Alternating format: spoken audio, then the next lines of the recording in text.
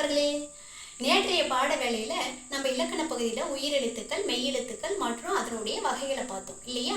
இன்றைய பாட வேளையில பாருங்க, உயிர்மெய் எழுத்துக்களை பத்தி பார்க்க போறோம். இந்த உயிர்மெய் எழுத்துக்கள் எத்தனை அப்படின்னு பார்த்தீங்கன்னா 216 எழுத்துக்கள் உயிர்மெய் எழுத்துக்கள்.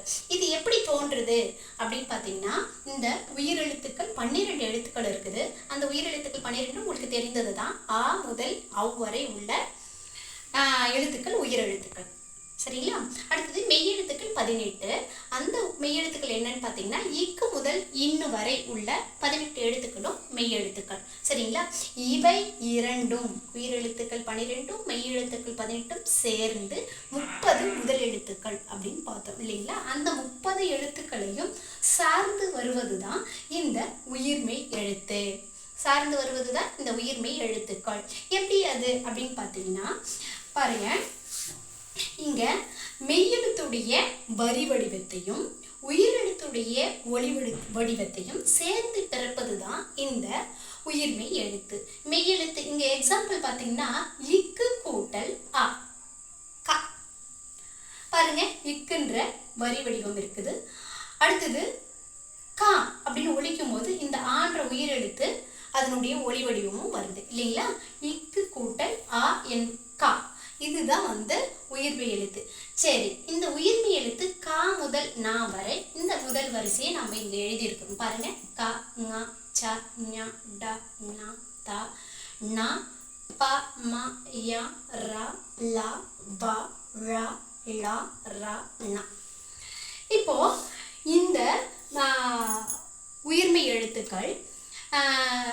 எழுத்துக்கள்ல 5 வரிசை சொன்னோம் இல்லையா? குறில் வரிசை 5.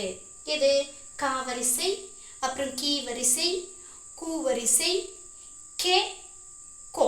இந்த 5 வரிசையும் குறில் வரிசை.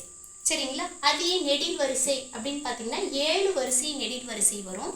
அது என்ன அப்படின்னு பார்த்தீங்கன்னா, கா, கீ, கூ, கே, கை, கோ, கௌ. இந்த 7 வரிசையும் நெடில் வரிசை. இந்த இரண்டும் சேர்ந்தது தான் 216 உயிர்மெய் எழுத்துக்கள்.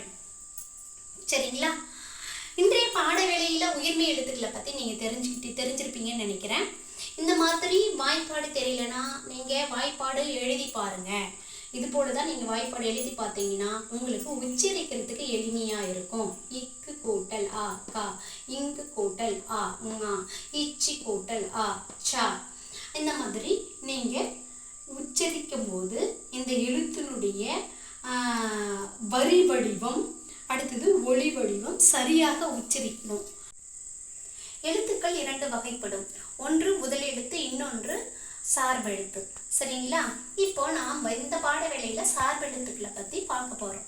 சார்பெழுத்துக்கள் எத்தனை வகைப்படும் அப்படின்னு பார்த்தீங்கன்னா 10 வகைப்படும். சார்பெழுத்துக்கள் எத்தனை வகைப்படும்? 10 வகைப்படும். அது என்னென்ன அப்படின்றது தான் தெரிஞ்சுக்க போறோம்.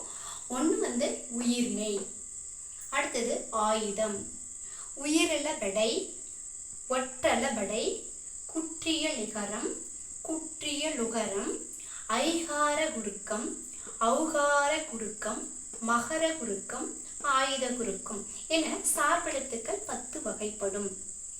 இதுல உயிர்மெய் எழுத்துக்கள் ஆல்ரெடி நம்ம உங்களுக்கு நடத்தினது தான். உயிர்மெய் எழுத்துக்கள் என்ன அப்படின்னு பார்த்தீங்கன்னா, மெய்யெழுத்துக்கள் 18 எழுத்துக்களையும் உயிரெழுத்து 12 எழுத்துக்களையும் சார்ந்து வருவது தான் உயிர்மெய் எழுத்து.